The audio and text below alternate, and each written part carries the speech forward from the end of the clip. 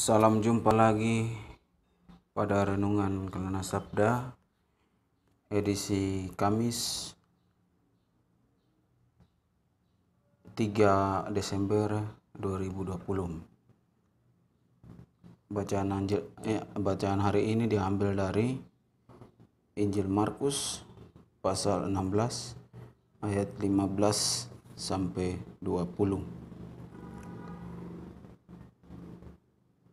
Lalu ia berkata kepada mereka, "Pergilah ke seluruh dunia, beritakanlah Injil kepada segala makhluk. Siapa yang percaya dan dibaptis akan diselamatkan, tapi siapa yang tidak percaya akan dihukum. Tanda-tanda ini akan menyertai orang-orang yang percaya. Mereka akan mengusir setan-setan demi namaku. Mereka akan berbicara dalam bahasa-bahasa yang baru bagi mereka. Mereka akan memegang ular, dan sekalipun mereka minum racun maut, mereka tidak akan mendapat celah. Mereka akan meletakkan tangannya atas orang sakit, dan orang itu akan disembuh." Sesudah itu, Tuhan Yesus berbicara demikian kepada mereka. Terangkatlah ia ke surga, lalu duduk di sebelah kanan Allah. Mereka pun pergi memberitakan Injil ke seluruh penjuru, dan Tuhan turut bekerja dan menegakkan firman itu dengan tanda-tanda yang menyertainya. Demikianlah Injil Tuhan.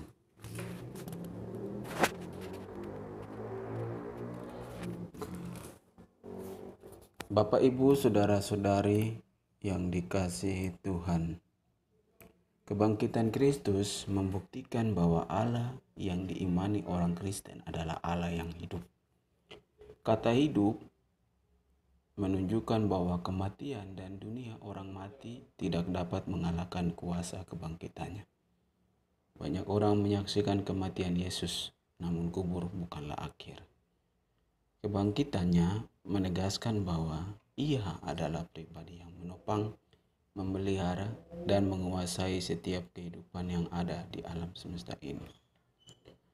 Peristiwa kenaikan Yesus ke surga menyatakan pula bahwa dirinya adalah Tuhan yang memerintah bersama-sama Allah. Peristiwa itu juga menandakan selesainya fase karya Yesus di dunia. Misinya tidak berhenti, namun dilanjutkan oleh para pengikutnya. Nah, di tangan mereka lah Injil diberitakan ke surga, ke segala penjuru dunia. Maka mereka adalah saksi-saksi Kristus. Bapak, Ibu, saudara-saudari yang dikasihi Tuhan, sebelum Yesus naik ke surga, Ia memberikan mandat Injil kepada para pengikutnya untuk menyerukan pertobatan, keselamatan, penghakiman Allah, dan baptisan dalam nama Yesus.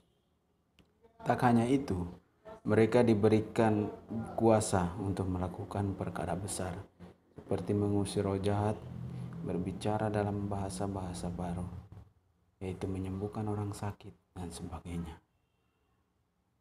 Semua tanda yang menyertai pelayanan mereka membuktikan bahwa kuasa Yesus ada bersama orang percaya. Bapak, Ibu, saudara-saudari, apakah pesan Allah yang dapat kita petik dari bacaan hari ini? Kiranya ada 3 pesan yang boleh kita petik. Pertama, Allah mau memberikan kesempatan kepada manusia sebagai mitranya dalam misi keselamatan umat manusia. Yang kedua, Allah tidak pernah membiarkan umatnya berjuang sendiri di tengah-tengah dunia dalam pewartaan Injil Kristus. Ia senantiasa mendampingi dan menyertai umatnya. Dan yang ketiga, Allah tidak mengutus umatnya tanpa perlengkapan perang. Allah memperlengkapi umatnya dengan kuasanya. Bapak, Ibu, saudara-saudari, apa yang boleh kita respon? Mulailah dengan tindakan sederhana. Misalnya, senyumlah kepada orang-orang yang kita temui. Bisa jadi itu adalah senyum yang pertama kali memberikan mereka suatu kebahagiaan pada saat itu, pada satu hari ini dalam kehidupan mereka. kegiatan-kegiatan mereka, entah di keluarga, entah di dunia pekerjaan, ataupun di lingkungan sekitar kita. Tuhan memberkati.